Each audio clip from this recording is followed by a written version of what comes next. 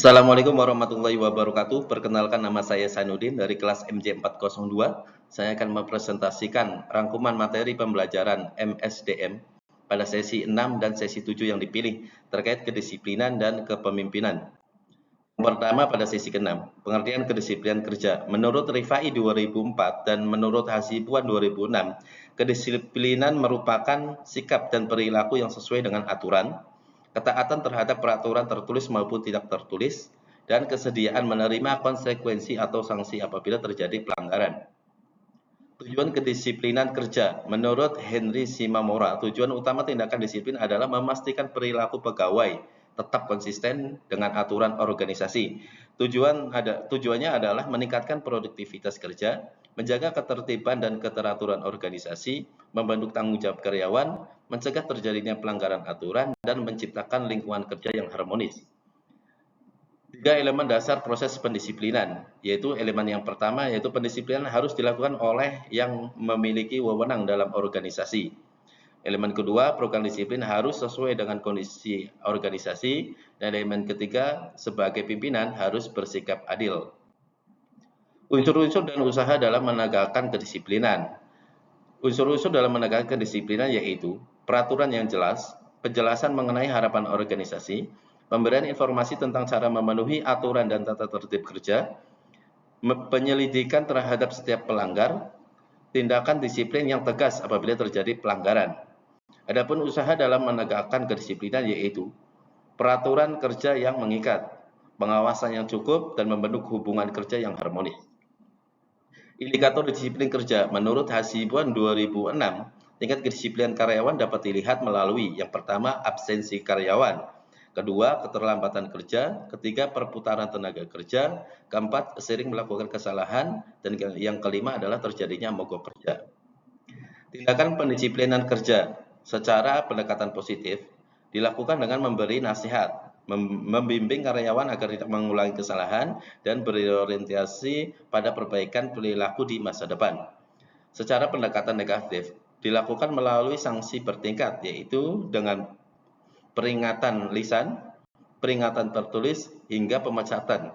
Sanksi tersebut diberikan secara bertahap, dari yang paling ringan hingga yang paling berat sesuai tingkat pelanggaran. Berikutnya sesi 7, pengertian kepemimpinan. Kepemimpinan atau leadership adalah proses mengarahkan dan memberikan pengaruh kepada sekelompok orang untuk mencapai tujuan organisasi. Menurut Stoner, kepemimpinan manajerial merupakan proses pengaruh kepada kelompok orang untuk mencapai tujuan organisasi. Sedangkan menurut Hasibuan, kepemimpinan yang dijalankan manajer dapat menciptakan integritas yang harmonis dan mendorong semangat kerja karyawan untuk mencapai tujuan organisasi. Strata kepemimpinan dalam organisasi ada 3, yaitu yang pertama dari top management, berperan dalam menyusun rencana. Yang kedua, middle management, bertugas melaksanakan rencana dan kebijakan organisasi. Dan yang ketiga, operating management, bertugas mengawasi pelaksanaan pekerjaan di lapangan. Indikator kepemimpinan. Kepemimpinan yang baik ditunjukkan melalui yang pertama, kejelasan dalam memberi perintah. Yang kedua, kemampuan membaca situasi dan menerima masukan. Yang ketiga, kemampuan memberi penghargaan, pujian, dan teguran secara tepat. Dan keempat, kreativitas dalam menciptakan disiplin, serta membimbing, mengarahkan, dan memberi contoh kepada bawahan. Kerja kepemimpinan menurut teori Patkold secara direktif, ciri-cirinya adalah bersifat otoritas. Semua keputusan diambil oleh pemimpin. Berdasarkan suportif, ciri-cirinya bersifat demokratis, pemimpin ramah dan mudah didekati. Secara partisipasif, ciri-cirinya adalah pemimpin menerima saran bawahan, dan bawahan dilibatkan dalam proses pengambilan keputusan. Sedangkan secara berorientasi prestasi, ciri-cirinya adalah menetapkan target yang menantang, memotivasi bawahan untuk mencapai target prestasi tinggi. Kepemimpinan profesional adalah kepemimpinan yang berlandaskan etika dalam setiap pengambilan keputusan. Yang pertama, menentukan tujuan yang realistis, menyediakan sumber daya yang dapat diperlukan karyawan, mengkomunikasikan visi dan misi organisasi, memberikan penghargaan, mendelegasikan wewenang jika diperlukan, menghilangkan hambatan kerja, menilai hasil pelaksanaan kerja, serta menunjukkan perhatian kepada karyawan.